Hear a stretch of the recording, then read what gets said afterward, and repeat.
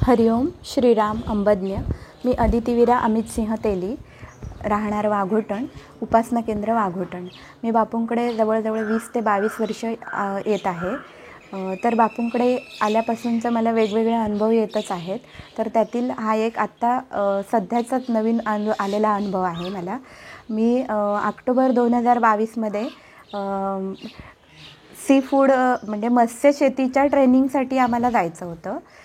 तर त्यासाठी आम्ही गेलो होतो आणि ट्रेनिंगला आम्ही गेल्याच्या नंतर आम्ही सकाळी अंधेरीला गेलो। अंधेरी इथं उतरलो, तिथे आंघोळ वगैरे केली आणि आम्ही नाश्ता केला आणि आम्ही इकडे आलो, गुरुक्षेत्रमला गेलो। गुरुक्षेत्रमला गेल्याच्या नंतर तिथे दर्शन वगैरे घेतलं।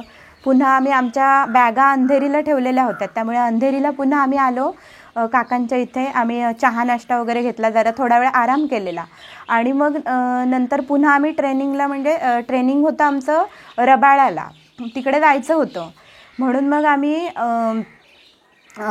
दादरला गेलो आणि दादरवरून आम्हाला ट्रेन पकडायची होती। मग आम्हाला तिथून मग म्हणजे सानपाड्याला जाणारी ट्रेन मिळाली। मग सानपाड्यापर्यंत आम्हाला ट्रेन मिळाली, ते आम्हाला जाईपर्यंत उशीर झाला आणि मग जेवण पुढे रबाळ्याला गेल्याच्या नंतर मिळेल की नाही, हॉटेलवरती आमची राहण्याची खाण्याची वगैरे सगळं राहण्याची सोय केलेली होती, पण जेवण आहे की नाही हे आम्हाला माहीत नव्हतं। पण त्यांनी जे ट्रेनर वगैरे होते त्यांनी आम्हाला फोन लावून सांगितलेलं होतं की तुम्ही तुमचं जेवून वगैरे या, जो काय खर्च वगैरे येईल तो आम्ही तुम्हाला देऊ, तुमचं तुम्ही जेवण करून या।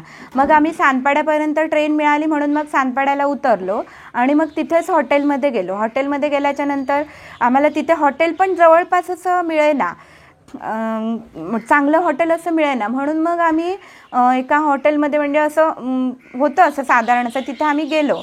मग तिथे गेल्याच्या नंतर उशीर झालेला होता।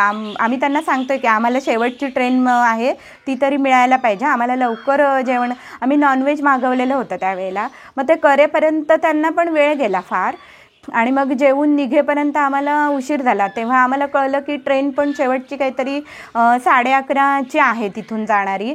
मग आम्ही घाईघाईत, आणि पाऊस पडत होता त्यावेळेला नेमका, मग आम्हाला पण काही सुचत नव्हतं, छत्री वगैरे पण आम्ही काही घेतलेली नव्हती।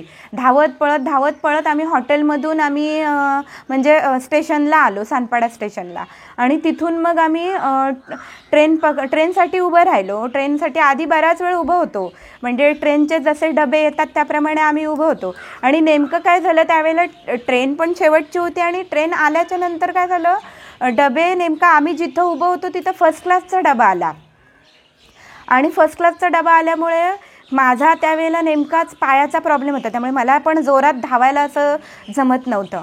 जनरल डबा एकदम पुढे राहिला। मग 3 डबे आम्ही धावून जाईपर्यंत माझे मिस्टर गेले पुढे, ते गाडीमध्ये चढले, पण ते मला म्हणजे सांगतात ये लवकर ये लवकर, पण मला काय म्हणजे धावायलाच होत नव्हतं, माझा पाय दुखत असल्यामुळे मला जोरात असं धावायला होत नव्हतं पटकन। आणि मग काय झालं, मला ट्रेन सुटणार ह्या भीतीनं मी आणखीनच घाबरून गेले।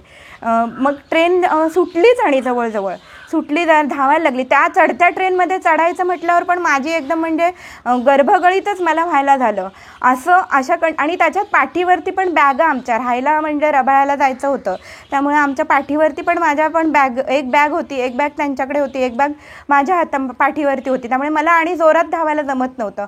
अशा कंडिशनमध्ये आता म्हटलं मी राहणार, आणि माझा एक पाय आतमध्ये ट्रेनमध्ये आणि एक पाय खाली, अशा कंडिशनमध्ये म्हणजे ट्रेन सुरू झाली आणि अक्षरशः म्हणजे जवळजवळ बापूच धावत आले आणि माझ्या मिस्टरांनी आणि त्या एका माणसाने मला जवळजवळ खेचलं ट्रेनमध्ये।